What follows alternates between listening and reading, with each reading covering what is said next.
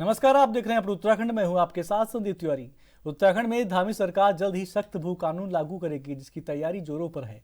तो वहीं जमीनों के खुर्द बुर्द का मामला भी सामने आ रहा है, जिस पर मुख्यमंत्री पुष्कर सिंह धामी का कहना है कि सरकार ने नया भू कानून लाने की घोषणा की है, जिस पर काम भी किया जा रहा है। और जो पहले से भू कानून बना हुआ है, उस कानून का कई लोगों ने उल्लंघन किया है, उन पर कार्रवाई की जा रही है। उन्होंने प्रदेशवासियों से अपील की है कि जो उल्लंघन करने वाले हैं उनसे जमीन की खरीद और बिक्री न करें। उसमें एक नई चीज ये आ रही है कि ऐसे लोग अब स्थानीय लोगों को औने पौने दामों में जमीनें बेच के निकल रहे हैं, तो इसे पूरा क्लब करके बता दीजिए। देखिए, चूंकि हमने नया भू कानून लाने की घोषणा की है और हम नए भू कानून के लिए हम सभी काम कर रहे हैं। स्टेक होल्डर कंसल्टेशन भी कर रहे हैं और जो अनुभवी लोग हैं लंबे समय तक जिन्होंने उत्तराखंड के अंदर काम किया है, विभिन्न क्षेत्रों में जिनकी अपनी अपनी विशेषताएं हैं, अनुभव हैं, उनसे हम उनके अनुभव और उनके जो विचार हैं वह भी साझा कर रहे हैं और ले रहे हैं। उनके सुझावों पर हम आगे बढ़ रहे हैं। इसी दौरान जो हमारा पहले से भू कानून बना हुआ है, उस भू कानून का भी बहुत लोगों ने उल्लंघन किया है। कई सारी जगह पर आप लोग स्वयं देख रहे होंगे। मैं मीडिया के सभी बंधुओं का, सभी मित्रों का धन्यवाद करना चाहता हूं कि उन्होंने अनेक जनपदों की जो मीडिया रिपोर्ट्स के माध्यम से जहां भी इस प्रकार के उल्लंघन हुए हैं उसको लोगों के सामने लाने का काम किया है। जिस प्रयोजन के लिए जिसको भूमि दी गई थी, उस प्रयोजन में उसका उपयोग नहीं किया, तो उन पर कार्रवाई हो रही है।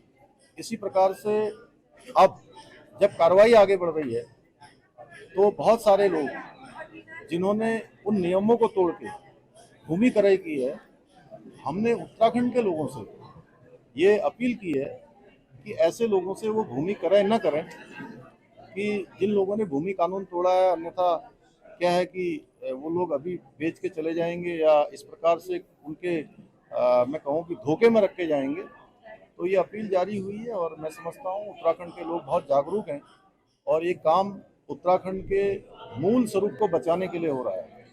उत्तराखंड के अंदर अनाप शनाप जो भूमियों पर गलत प्रयोजन से काम किए जा रहे थे, जिस प्रयोजन के लिए लिया नहीं गया था, उस प्रयोजन का उपयोग नहीं हो रहा था, वो बंद होगा। हमारा मूल अस्तित्व बचेगा। इसमें सभी उत्तराखंड वासियों से मैं अपील करता हूँ कि वो सारे लोग इसमें सहयोग करें। उत्तराखंड चार धाम के कपाट शीतकालीन के लिए बंद होने के बाद अब उत्तराखंड सरकार शीतकालीन यात्रा पर जोर दे रही है। शीतकालीन यात्रा के दौरान श्रद्धालु चार धाम के कपाट बंद होने के बाद प्रवास स्थलों पर दर्शन कर सकेंगे। इसके लिए उत्तराखंड सरकार ने भी प्रयास शुरू कर दिए हैं। शीतकालीन यात्रा में धामी सरकार आपको बता दें कि GMBN गेस्ट हाउस के किराए में 10% छूट का लाभ दे रही है। शीतकालीन के दौरान प्रदेश के उच्च हिमालय क्षेत्रों में बर्फबारी काफी अधिक होती है। इस दौरान यात्रियों को किसी भी तरह की दिक्कत न हो, इसके लिए सरकार ने प्राथमिकता के आधार पर तैयारियों को धार देने में जुट गए हैं। इसके साथ ही सरकार ने निर्णय लिया है कि मुख्यमंत्री, कैबिनेट मंत्री समेत अन्य नेता एक धार्मिक स्थलों पर जाकर श्रद्धालुओं को आमंत्रित करेंगे।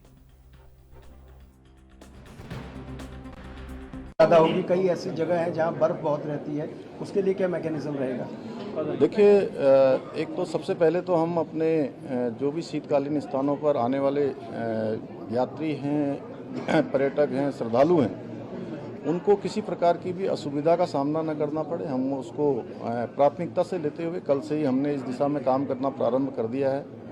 और हम कहेंगे जहां आज भारतवर्ष के अनेक स्थानों पर जहां धुंध लगी हुई है, सूर्य दिखाई नहीं देते हैं, हमारे यहाँ पर उनको हिमालय भी दिखाई देगा, सूर्य भी दिखाई देंगे, अच्छा परिवेश भी मिलेगा और अच्छा एक पर्यावरण भी मिलेगा। तो हम सबको आमंत्रित करेंगे और मैं स्वयं भी प्रयास करूंगा कि अनेक स्थानों पर जाऊं। हमारे मंत्रीगण भी जाएंगे, हमारे संगठन के आदरणीय अध्यक्ष जी श्री महेंद्र भट्ट जी स्वयं भी, चूँकि उसी घाटी में उसी स्थानों पर पले बड़े हैं, सबको हम लोग स्वयं जाकर एक स्थानों पर लोगों को आमंत्रित करेंगे। और बाबा केदार की कृपा से हमारी जो यात्रा है अब 12 मास की यात्रा होगी आने वाले समय।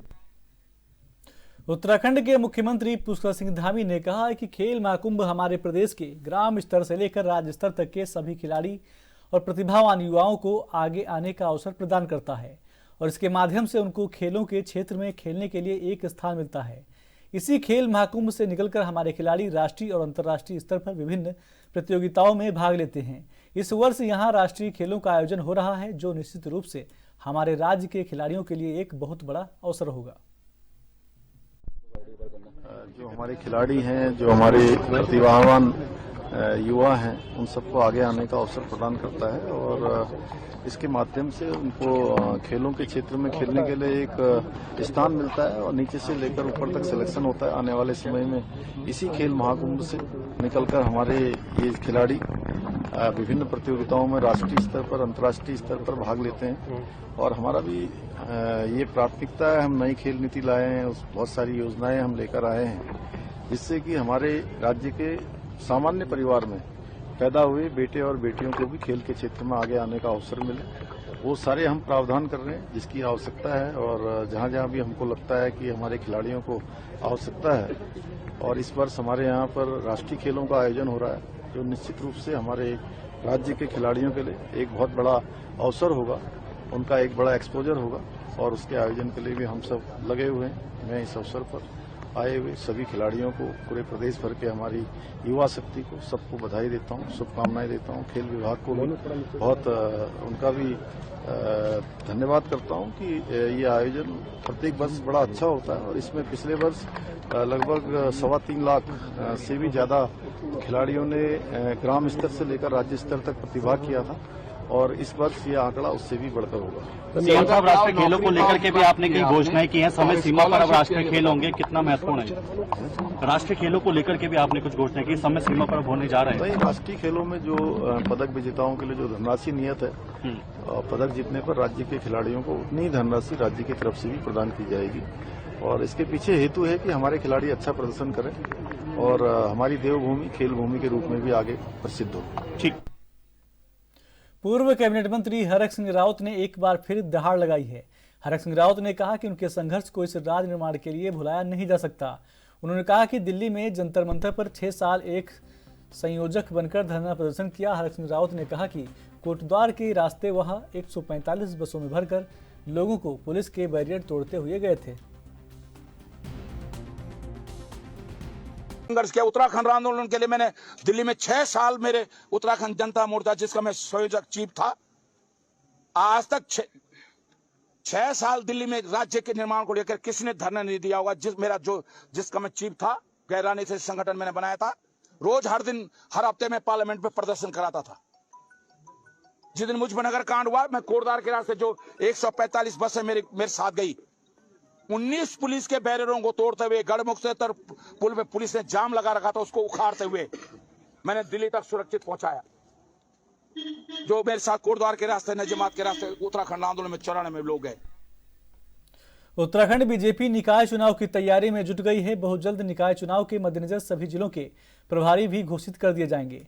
भाजपा प्रदेश अध्यक्ष महेंद्र भट्ट ने कहा है कि निकाय चुनाव को लेकर भाजपा पूरी तरीके से तैयार है और प्रदेश के सभी नगर निगम को जीतने के लिए तैयार है। हालांकि प्रत्याशियों के चयन को लेकर सभी जिलों से फीडबैक लिया जाएगा, उसी आधार पर प्रत्याशी का चयन होगा। दावेदारों को लेकर भाजपा पहले ही सभी जिलों से फीडबैक ले चुकी है। माना जा रहा है कि जनवरी के दूसरे सप्ताह तक प्रदेश में निकाय चुनाव संपन्न हो जाएंगे।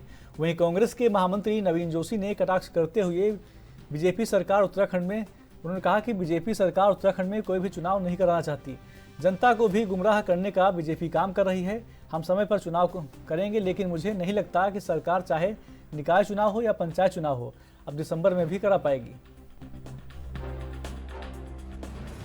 निकाय चुनाव के लिए हमारी गतिविधियां प्रारंभ हो चुकी हैं।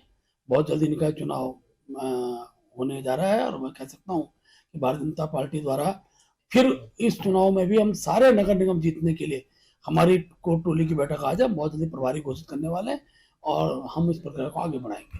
देखिए, भारतीय जनता पार्टी की सरकार उत्तराखंड के अंदर कोई भी चुनाव नहीं कराना चाहती, क्योंकि इनको मालूम है कि इन्होंने कोई भी ऐसा काम नहीं किया जिसके लेकर हम जनता के बीच में ये लोग जाएं। लेकिन इनके पास कुछ कहने को नहीं है। कोर्ट को भी ये लोग गुमराह करते रहे, जनता को भी बार बार गुमराह करते रहे कि हम समय पे चुनाव कराएंगे। इनके मंत्री जी तो झूठ बोलने में एक्सपर्ट है। ये 4 बार बोल चुके हैं कि हम समय पे चुनाव कराएंगे। वो समय आएगा कब? आप कोर्ट को आपने झूठ बोला, जनता को आपने झूठ बोला, प्रशासकों का कार्यकाल आपने 3 बार बढ़ा दिया। अब इन्होंने कहा कि हम नवंबर 10 नवंबर तक हम अधिसूचना जारी कर देंगे। वो 10 नवंबर भी निकल गया, अधिसूचना भी जारी नहीं। मुझे नहीं लगता कि ये चुनाव कराने की स्थिति में है, क्योंकि इन्होंने शासन के भी चुनाव इन्होंने टाल दिए, नगर निकाय के तो चुनाव टाले हैं, पंचायतों के भी इन्होंने चुनाव टाल दिए हैं। अब मुझे नहीं लगता कि ये दिसंबर में भी चुनाव करा पाएंगे। हार के डर के मारे ये चुनाव को टालना चाहते हैं। जिस दिन भी चुनाव राज्य के अंदर होगा तो कांग्रेस पूरी मजबूती के साथ तैयार है। कांग्रेस ने अपना पूरा होमवर्क कर रखा है और पूरे प्रदेश के अंदर कांग्रेस की इस समय मैं समझता हूँ कि नगर निकायों में और पंचायतों में कांग्रेस के पक्ष में माहौल है और चुनाव जब होगा तो भारतीय जनता पार्टी को हार का सामना करना पड़ेगा और कांग्रेस विजय सिंह हासिल करेगी। उत्तराखंड में होने वाले नगर निकाय चुनाव के लिए राज्य निर्वाचन आयोग ने सभी तैयारियां पूरी कर ली हैं। राज्य निर्वाचन आयोग के सचिव राहुल कुमार गोयल ने कहा कि नगर निकाय चुनाव के लिए राज्य निर्वाचन आयोग तैयार है। आयोग ने सभी तैयारियां पूरी कर ली हैं। 102 नगर निकायों में मतदान की प्रक्रिया पूरी होनी है, इसके लिए मतदान सूची तैयार है। आपको बता दें कि उत्तराखंड शासन ने जैसे ही आरक्षण की प्रक्रिया पूरी होगी, राज्य निर्वाचन आयोग आगे की कार्रवाई शुरू करेगा। देखिए, राज्य निर्वाचन आयोग की संपूर्ण तैयारियां हो चुकी हैं। 102 निकाय जो हैं उन सभी की वोटर लिस्ट हमारी अद्यतन है, बिल्कुल तैयार है। शासन स्तर से जैसे ही हम लोगों को आरक्षण विभिन्न पदों का प्राप्त हो जाएगा तो हम चुनाव की प्रक्रिया को आगे बढ़ाएंगे। उत्तराखंड में बोली भाषाओं को बढ़ावा देने के लिए प्रधानमंत्री मोदी के संबोधन के बाद एक गति मिलती हुई नजर आ रही है। पिछले दिनों प्रधानमंत्री ने अपने संबोधन में कहा था कि उत्तराखंड के लोग कुमाऊनी, गढ़वाली, जौनसारी भाषा के साथ यहाँ के खान पान को भी बढ़ावा दें, जिसके बाद उत्तराखंड सरकार में राज्य मंत्री मधु भट्ट ने भी इसकी तैयारियां तेज कर दी हैं।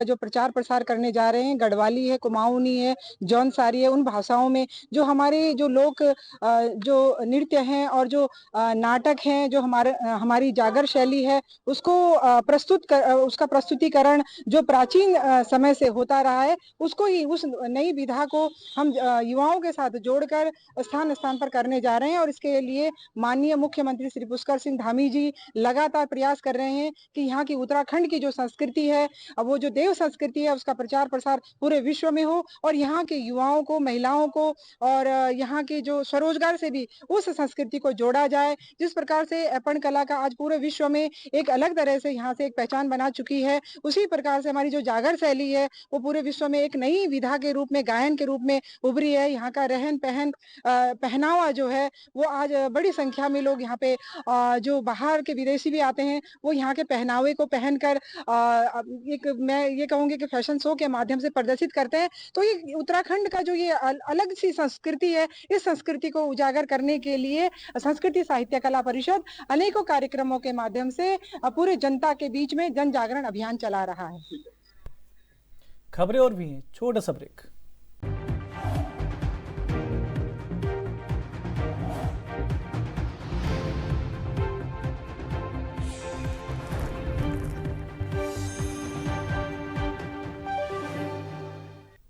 ब्रेक के बाद स्वागत है आपका। खबरों में आगे बढ़ते हैं। थराली नगर पंचायत द्वारा आपको बता दें केदार बगड़ में निर्मित पार्किंग को शुरू करवाने के लिए उपजिलाधिकारी थराली कमलेश मेहता ने नगर पंचायत के अधिशासी अधिकारी अकबीर सिंह और थानाध्यक्ष थराली पंकज कुमार की मौजूदगी में स्थानीय व्यापारियों और वाहन चालकों की बैठक ली। बैठक में स्थानीय व्यापारियों और सवारी वाहन चालकों को अपनी गाड़ियां नगर पंचायत की पार्किंग में खड़ी करने के निर्देश दिए। साथ ही स्थानीय व्यापारियों और वाहन चालकों को पार्किंग में गाड़ियां खड़ी करने के लिए 20 रुपये प्रतिदिन का शुल्क रखा गया है और जिन वाहनों का मासिक पास जारी किया जाएगा उन्हें 400 रुपये प्रतिमाह अदा करना होगा।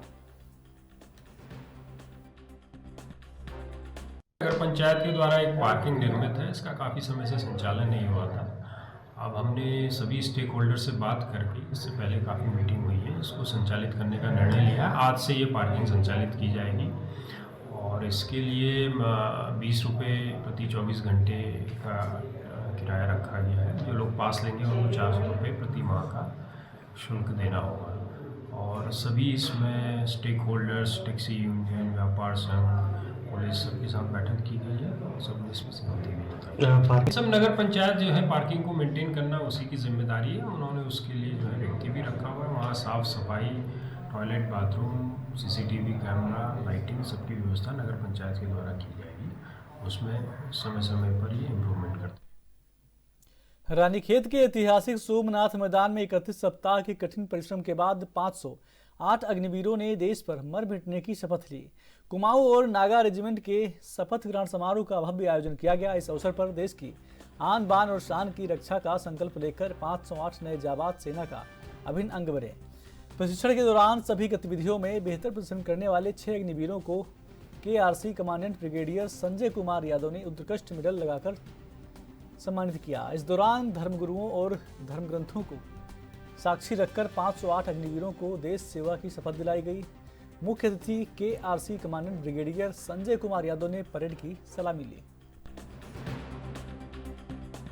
आज कुमाऊं रेजिमेंट के इस ऐतिहासिक सोमनाथ ग्राउंड से 508 अग्निवीर कसम परेड उन्होंने लिया है।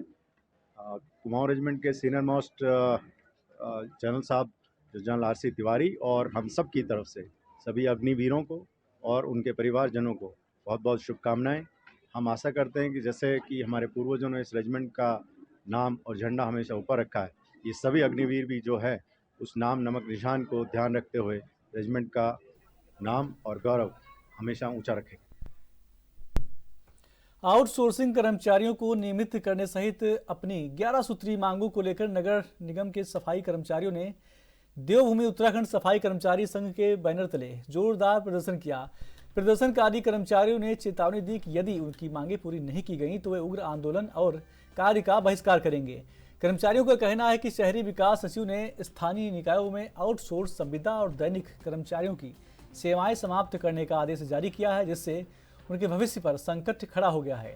प्रदेश महामंत्री आपको बता दें कि राजपाल पवार ने कहा कि सरकार ने अगर इस आदेश को तुरंत वापस नहीं लिया तो पूरे उत्तराखंड में सफाई कर्मचारी आंदोलन तेज कर देंगे। हम लोग माननीय मुख्यमंत्री जी से वार्ता कर रहे हैं और हमने लगातार 11 सूत्री मांग पत्र दिया था कि जो आउटसोर्सिंग कर्मचारी हमारे उनको नियमित किया जाए और ठेका प्रथा को पूर्णतः समाप्त किया जाए। किंतु बड़े खेद का विषय है कि स्थानीय निकाय में सफाई कर्मचारी श्रम कर्मचारियों की जो उत्पीड़न किया जा रहा है उससे हम लोग बहुत रुष्ट हैं। देखिए वो लगातार हमें अभी समाचार पत्र के माध्यम से मालूम हुआ कि शहरी विकास सचिव द्वारा एक आदेश जारी गया है कि आउटसोर्सिंग और संविदा दैनिक कर्मचारी जो निकाय में कार्यरत है उनकी तत्काल सेवा समाप्त की जाए। तो जिसका हम लोग विरोध करते हैं कि हम लोग बराबर मांग कर रहे हैं कि नगर निकायों की समस्याओं का समाधान किया जाए। हम नगर विकास मंत्री जी से बार बार मिले, माननीय मुख्यमंत्री से मिले, लेकिन उन्होंने किसी प्रकार का समाधान न करते हुए आज उन्होंने एक आदेश जारी किया है कि निकायों में जो कार्यरत आउटसोर्सिंग कर्मचारी है उनकी सेवा समाप्त की जाए, जिसका हम लोग पूरे उत्तराखंड में विरोध करेंगे। अगर जब तक इस शासनादेश पर रोक नहीं लगेगी हम आंदोलन समाप्त नहीं करेंगे, चाहे हमें अनिश्चितकालीन हड़ताल भी करनी पड़े। उत्तराखंड में मौजूदा भू कानून के उल्लंघन पर जिलों में ताबड़तोड़ कार्रवाई शुरू हो गई है। जमीनें आपको बता दें कि जमीनें सरकार में निहित की जा रही हैं। इससे डरे भूमाफियाओं और राज्य के गलत तरीके से जमीन खरीदने वाले बाहरी लोगों ने जमीनों को स्थानीय लोगों को बेचना शुरू कर दिया है। ऐसे में सरकार ने आम लोगों से अपील की है कि वे राज्य से बाहर के लोगों से जमीन न खरीदें। प्रदेश प्रवक्ता हनी पाठक ने कहा कि राज्य में मौजूदा भू कानून के उल्लंघन से जुड़े मामलों में जिला प्रशासन स्तर से लगातार कार्रवाई की जा रही है। देखिए, ये जो हमारी जीरो टॉलरेंस की सरकार चल रही है और इस पे लगातार एक से एक बड़े कानून बनाए जा रहे हैं और उत्तराखंड के हित में रहने वाले सभी कानून यहाँ उत्तराखंड में हमारे मुख्यमंत्री जी ने लाए हैं और लागू किए हैं। उसी क्रम में ये जो अभी जमीन वाला मैटर है, इसमें उन्होंने साफ तौर पे कहा है कि 250 वर्ग मीटर से ज्यादा की जमीन कोई भी किसी को न तो खरीद सकता है न बेच सकता है बाहरी से आए लोगों को। तो ये हमारे उत्तराखंड के हित के लिए लिए जाने वाला फैसला है और इतने कड़े फैसले लेने वाले मुख्यमंत्री श्री पुष्कर सिंह धामी जी के नाम एक और ये फैसला दर्ज हुआ है जो कि उत्तराखंड के हित का फैसला है और उत्तराखंड के हित के लिए जो कार्य आगे करे जा सकते हैं उसके लिए हमारे यशस्वी मुख्यमंत्री श्री पुष्कर सिंह धामी जी निरंतर प्रयासरत। विधानसभा अध्यक्ष ऋतु खंडूरी भूषण और मुख्यमंत्री पुष्कर सिंह धामी ने शनिवार को विधानसभा में चल रहे नवनिर्माण कार्यों का अवलोकन किया। आपको बता दें कि विधानसभा के मुख्य प्रवेश द्वार पर राष्ट्रीय चिन्ह अशोक स्तंभ स्थापित किया गया है और उत्तराखंड राज्य आंदोलन के शहीद आंदोलनकारियों की स्मृति में शहीद गैलरी का निर्माण किया गया है। विधानसभा में राज्य के राजकीय चिन्ह भी स्थापित किए गए हैं और विधानसभा सदस्यों की बैठक के लिए एक्सटेंशन रूम का निर्माण किया गया है। थोड़ा सा नयापन आप लोगों को दिखा होगा। ये ई नेवा के तहत पूरे विधानसभा को डिजिटल करने का प्रयास है। प्रयास तो क्या कहेंगे, भारत सरकार के माध्यम से हमें फंड मिलता है कि हम अपने सदन को डिजिटाइज करें और उसके तहत इसमें पिछले 5-6 महीने से हम लोग काम कर रहे हैं, जहां सदन के अंदर टैबलेट्स आए हैं अब और उनके माध्यम से अब सदन चलेगा। कंप्लीटली पेपरलेस तो पहली बार हम नहीं हो पाएंगे, लेकिन स्लोली हम उस प्रोसेस में हैं। 2000 से जितने भी डॉक्यूमेंट्स हमारे पास थे उनको हमने डिजिटाइज किया है और जिनकी आवश्यकता नहीं है उनको शेड कर दिया गया है। अननेसेसरी स्पेस जो यहाँ पर हो रहा था और साथ ही साथ आप लोग जानते हैं कि बहुत समय से रेनोवेशन नहीं हुआ था स्पीकर ऑफिस का, तो स्पीकर ऑफिस, एलओपी ऑफिस, हम लोगों को कॉन्फ्रेंसेस करने में दिक्कत होती थी, मीटिंग्स करने में दिक्कत होती थी, बैठने में समस्या होती थी। तो इन सब चीज़ों को ध्यान रखते हुए इस फ्लोर में, सदन में और साथ ही साथ जो बगल की हमारी नई बिल्डिंग बन रही है उसमें हम लोगों ने प्रयास किया है कि डिजिटल हम पूरी तरह से करें। जैसे ही अभी हमारा सर्वर रूम बन गया है उसमें हम एक मीडिया सेंटर भी देने की बात कर रहे हैं। यहाँ भी और गैरीसैंण में भी ये बात हो रही है कि एक ऐसी स्पेस आप लोगों को दी जाए जहाँ बैठकर आप सदन की कार्यवाही को सुन सकें और जो भी रिपोर्टिंग आपको करनी है वहाँ से आप वो रिपोर्टिंग कर सकें। तो छोटे छोटे चेंजेस हम लोग प्रयास कर रहे हैं कि करें। डिजिटल का पूरा प्रयास है कि हो जाए। वे जिस तरह से भारत चल रहा है, भारत के और प्रदेश चल रहे हैं, उसी तरह से हमारा प्रयास है कि आगे जो हमारे सत्र हों वो डिजिटल हों। उत्तराखंड के बुलेटिन में मेरे साथ बस इतना ही। आप देखते रहिए एएनबी न्यूज। नमस्कार।